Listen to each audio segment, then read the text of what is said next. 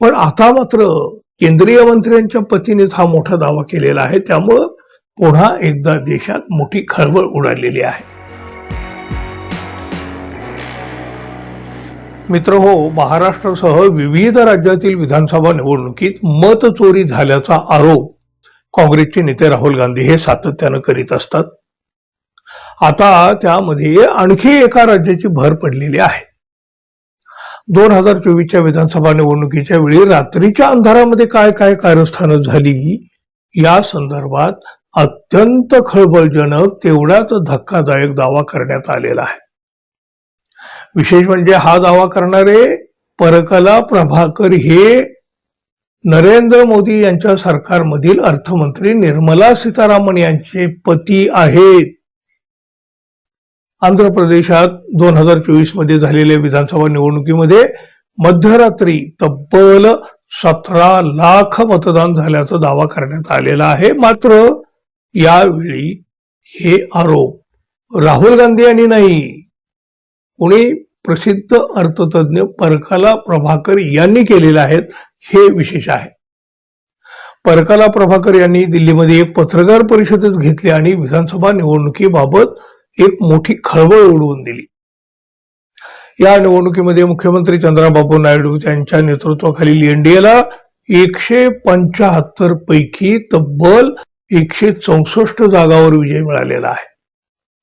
मतदाना दिवशी सुमारे 3500 मतदान केंद्रावर मध्यरात्री 2 वाजेपर्यंत मतदान सुरू होतं, असं सुद्धा प्रभाकर यांनी सांगितलेलं आहे. प्रभाकर यांच्या दाव्यानुसार राज्यामध्ये झालेल्या एकूण मतदानापैकी 4.16% मतदान रात्री 11:15 ते मध्यरात्री 2 वाजेपर्यंत झालं. रात्री 8 ते मध्यरात्री 2 वाजेपर्यंत 52 लाख मतदारांनी मतदानाचा हक्क बजावला. त्यापैकी तब्बल 17 लाख मतदान मध्यरात्रीनंतर झालेलं आहे. विशेष म्हणजे हे मतदान 14 सेकंदापेक्षा सुद्धा कमी वेळेत झालेलं आहे. ईव्हीएमला रिसेट होण्यासाठी 14 सेकंदाचा वेळ लागत असेल तर एखादा मतदार 6 सेकंद एवढ्या कमी वेळेमध्ये मतदान कसं काय करू शकतो, हा सवाल प्रभाकर यांनीच केलेला आहे. एखादा मतदार 6 सेकंदामध्ये मतदान केंद्रात येऊन मतदान करून बाहेर जाऊ शकतो का? रात्री 8 वाजल्यानंतर काहीतरी अनपेक्षित झालं असल्याचा सुद्धा दावा त्यांचा आहे. आंध्र प्रदेश विधानसभा निवडणुकीसाठी मतदान सुरू असताना सायंकाळी 5 वाजता मुख्य निवडणूक अधिकाऱ्यांनी दिलेल्या माहितीनुसार मतदानाची टक्केवारी 68.4% एवढी होती. त्यानंतर 8 वाजता ही टक्केवारी 68.12 एवढी सांगण्यात आली. रात्री 11:15 वाजता आयोगानं 76.50% मतदान झाल्याचं सांगितलं. मतदानाच्या 4 दिवसानंतर अंतिम टक्केवारी 81.79% एवढी होती. परकला प्रभाकर यांनी केलेल्या या दाव्यामुळे देशातील कथित मतचोरीच्या आरोपांना आणखी बळकटी मिळालेली आहे.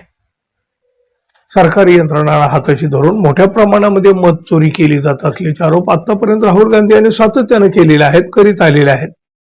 खूप मोठा त्याने अभ्यास करून अनेक प्रकारचे पुरावे सुद्धा समोर आणलेले आहेत देशाच्या. पण आता मात्र केंद्रीय मंत्र्यांच्या पतीनेच हा मोठा दावा केलेला आहे, त्यामुळं पुन्हा एकदा देशात मोठी खळबळ उडालेली आहे. मित्रहो, लोकशाही जिंदाबाद.